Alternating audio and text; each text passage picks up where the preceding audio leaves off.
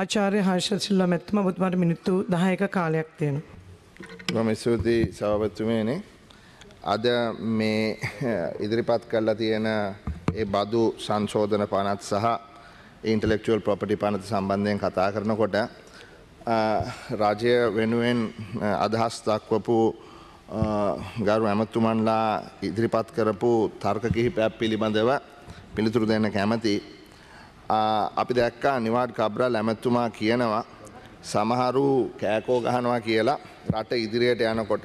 නමුත් මේ ඒගොල්ලෝ අවශ්‍ය ආකාරයට විද්‍යාත්මක ක්‍රමයකට මේ රට දියුණු කරන්න උත්සාහ ගන්නවා කියලා. අපි අහන්න කැමති මොකක්ද මේ විද්‍යාත්මක ක්‍රමය?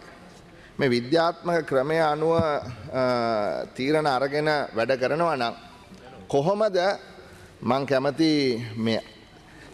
මේ සතියේ මහා බැංකුව විසින් ඉදිරිපත් කරලා තියෙන ඒ සතියේ ආර්ථික තත්ත්වය පිළිබඳව කතා කරන්න. මේ විද්‍යාත්මක ක්‍රමයට කරනවා නම් අවුරුද්දකට කලින් මේ හාල් කිලෝ එක තිබිලා තියෙන රුපියල් 96යි. හැබැයි අද හාල් කිලෝ එක රුපියල් 128යි 725යි පිටකොටුවේ මාකට් එකේ. මේ විද්‍යාත්මක ක්‍රමය. ඊළඟට සම්බා කිලෝ එක දඹුල්ල මාකට් එකේ රුපියල් 134යි 725යි. මර්ධකහමුල මේ හෝල්සේල් මාකට් එකේ තොග සම්බා කිලෝ එක රුපියල් 131යි 750යි. හැබැයි අවුරුද්දකට කලින් රුපියල් 95යි 760යි. මම අහන්නේ අවසානයේදී රජය බලාපොරොත්තු වෙන්නේ 69 ලක්ෂයක් ඡන්දෙ දීපු ජනතාවට සහ ඡන්දෙ නොදීපු ජනතාවට සෙතක් යහපතක් කරන්නනේ. ඒකටනේ මේ විද්‍යාත්මක එහෙම කට්ටිය ගෙනල්ලා මේ තාක්ෂණික ක්‍රම හඳුනලා දීලා මේ විද්‍යාත්මක කරනවා කියලා කබ්‍රාල් මහත්තයා කියන්නේ. එහෙම කරනවා නම් කරුණා කරලා ඔය ආණ්ඩුවේ පැත්තේ ඉන්න කෙනෙක් මට කියන්න. ගිය පාර අපේ ලසන්ත ඇමතුමාත් හොඳටම දන්නවා. ගිය පාර යලකන්නේ මහකන්නේ මෙට්‍රික් ටොන් මං හිතන්නේ මිලියන 5කට කිට්ටු වෙන්න තිබුණා. හැබැයි එතකොට නෑ ඔබගේ වෙලාවේ කතා කරන්න මම ඔබතුමා ලස්සන්ත අලගෙන කීයද අද කීයද? ඒකයි ප්‍රශ්නේ. සහල් මිල වැඩි. ගොවියන්ට 38ක් ගෙවුවාද කොහෙට 50ක් ගෙවනවා. හරි හරි. එතකොට එහෙමනම් ඇයි කිව්වේ රුපියල් 93ට දෙනවා කියලා? ඕගොල්ලොන්ට දෙන්න බැරි නම් වී ගොවියට යම්කිසි මිලක් වැඩි වෙච්ච බව අපි පිළිගන්නවා. එහෙමනම් මේ සයන්ටිෆිකලි කරනවා නම් දැනගන්න එපයි මේකේ සමීක්ෂණයක් තියෙනවා කියලා. එක පැත්තකින් ගොවි මහත්තයාට වැඩිපුර දෙනවා නම් පාරිභෝගිකයට කොහොමද අඩු කරන්නේ? හරි. එතකොට 96ට තිබිච්ච එක කොහොමද 130ට ගියේ? එතකොට හාල් කිලෝ එක මිල ඒ කියන්නේ මෙතන රුපියල් 35ක් වැඩි වෙලානේ. 35ක් වැඩි වෙලානේ මේ සිල්ලර මිල. අපි කියමු මේක 1.6න් බෙදන්න.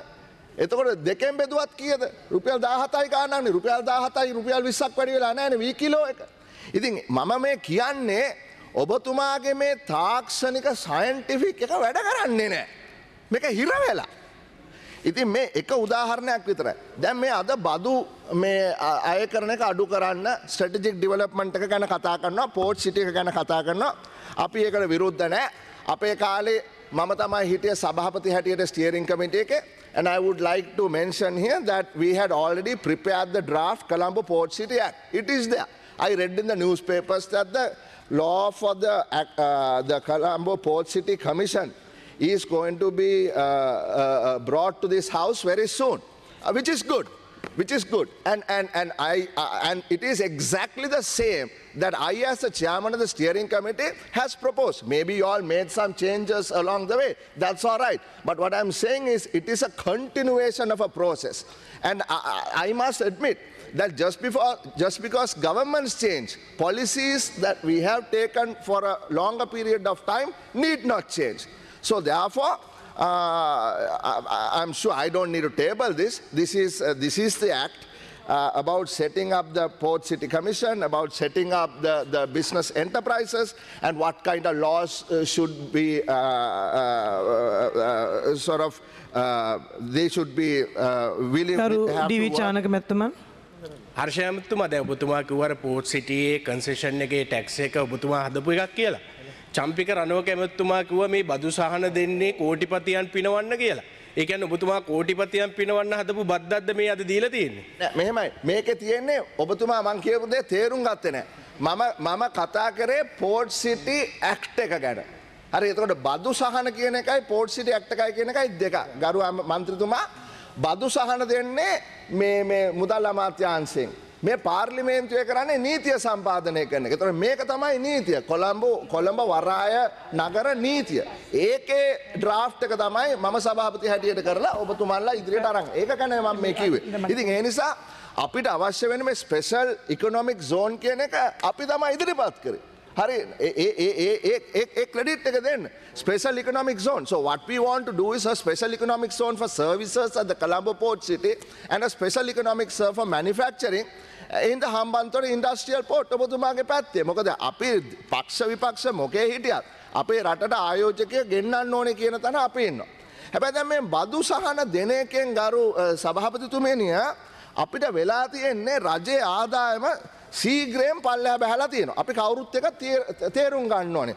මේ අද ඉදිරිපත් කරලා තියෙන මහ බැංකුවේ වාර්තාවේ තියෙනවා ජනවාරි මාසේ ඉඳලා සැප්තැම්බර් වෙනකම්ම ලැබිලා තියෙන බදු ආදායම රුපියල් බිලියන 900 ගණන් පමණයි.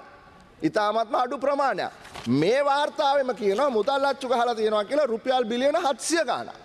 හරි. එතකොට මේවා මේ අද වාර්තාවෙන් ඉදිරිපත් කරන්න. එතකොට ලැබිච්ච බදු ආදායම් ප්‍රමාණයට සමාන වගේ ප්‍රමාණයක් මුදල් අච්චු ගහලා තියෙනවා.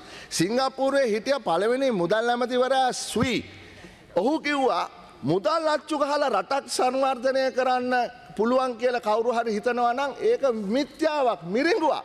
මුදල් අච්චු ගහලා සල්ලි මේ රටවල් සංවර්ධනය කරන්න බෑ. රටවල් සංවර්ධනය කරන්න පුළුවන් මහන්සි වෙලා වැඩ කරලා හරි තීරණ අරන් තාක්ෂණික සහ විද්‍යාත්මක තීරණ වලට අනුව කරොතින් තමයි රටක් සංවර්ධනය කරන්න පුළුවන්. ඉතින් ඒ මිනිත්තු දෙකක කාලයක් තියෙනවා. මිනිත්තු දෙකක කාලයක්. Nivard yes. Yeah, give me 2 Ajith Nivard කම්පාලමැතිතුමා. Yes please. Just to mention to you that during the time of the Yahapalanaya, every month there was excess money printed. Right. Thank you. From February 2015. Right. මෙතන තේරුම් ගන්න දෙයක් තියෙනවා නිවාඩ් කබ්‍රාල් ගරු ඇමතුමා. සල්ලි අච්චු ගහනවා කියන එකේ සීමාවක් තියෙනවා. රටේ ලැබෙන බදු ප්‍රමාණයට සමාන බදු ප්‍රමාණයකට මොකද්ද මේ? සමාන බදු ප්‍රමාණයකට මුදල් අච්චු ගහන්න බෑ. ඔබතුමාගේ මේ මිත්‍යාව මේක. මිත්‍යාව. ඒක ඔබතුමා පිළිගන්නවද කියලා මම අහන්නේ. Monetary modern monetary theory. Madam, he can I'm not මම මේ තරකයක් නෙමෙයි කරන්නේ. I am not මේ letting you බොහොම සත්භාවයෙන් ඔබගෙන් අහනවා ඔබතුමාගෙන් අහනවා ඒ තර්කය ඔබතුමන්ලාගේ කාලයේදී පෙබ්‍රවාරි 2015 සිට නොවැම්බර් 2019 දක්වාම හැම මාසෙකම ඔබතුමන්ලා සල්ලි අච්චු ගැහුවා නේද කියන එක පිළිගන්නවද කියලා ඉතරයි මම අහන්නේ. ගරු සභාපතිතුමනිය මූල්‍ය ආර්ථික විද්‍යාව පිළිබඳව මම විශ්වවිද්‍යාලයේ උගන්වලා තියෙනවා. I understand monetary economics just like you understand. You are the governor of the central bank. I appreciate that.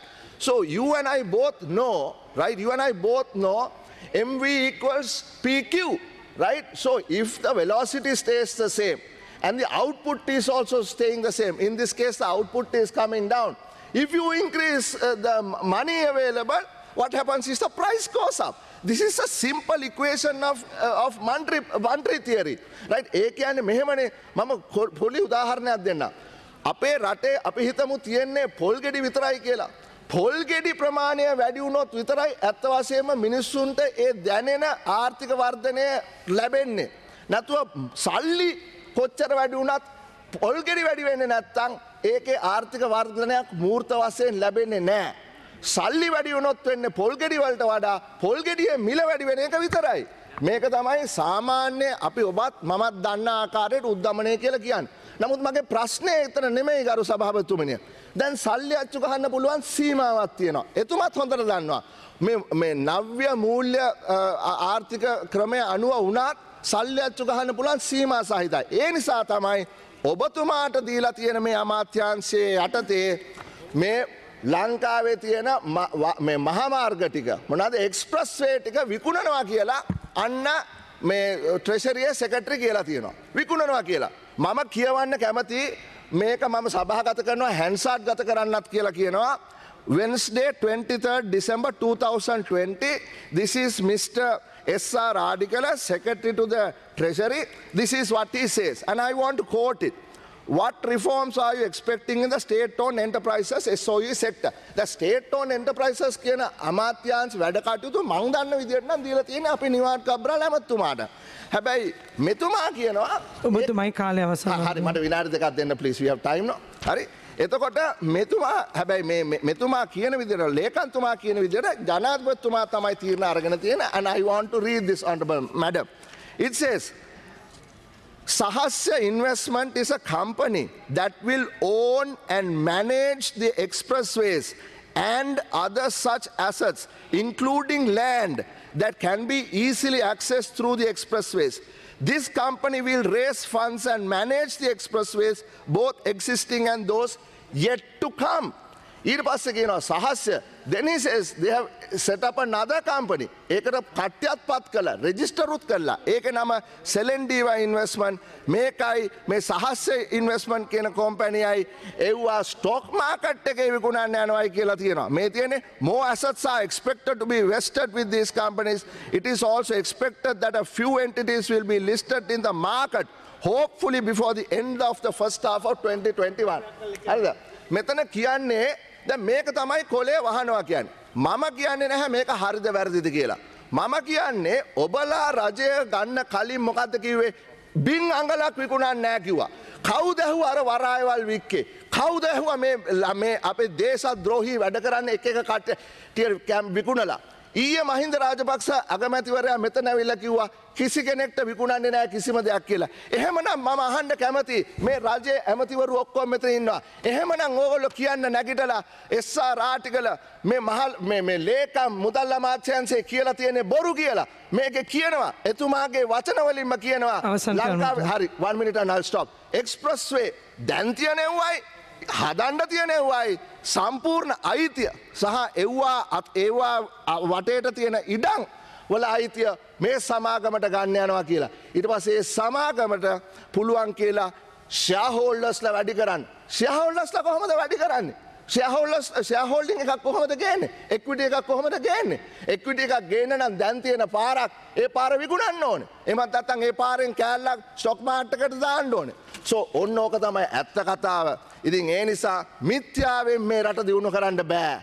Scientific වැඩක් කරනවා නම් ඒක හොඳයි. හැබැයි මම හාල් මිලේ ඉඳලා එක්ස්ප්‍රස්වේ එක දක්වා ඔබලා කරන්න යන්නේ මිනිස්සුන්ට කොලේ වහලා මිත්‍යාව පෙන්නලා මොකක් හරි මැජික් එකක් එහෙම පෙන්නලා තමන්ගේ වැඩේ කරගන්න. එහෙම කරන්න ගියොත් වෙන්නේ ඔබටත් මටත් මේ තියෙන රටත් නැති වෙලා යන එක විතරයි. ඒ නිසා කරුණා කළා බොරු කරන්නේ නැතුව සත්‍ය වශයෙන් මේ රට පාලනය කරන්න කියලා විපක්ෂයක් හැටියට ධනාත්මක විවේචනයක් අපි ඉදිරිපත් කරනවා කියලා මතක් කරමින් මගේ වචන ස්වල්ප අවසන් කරනවා. බොහොමත් ස්තුතියි.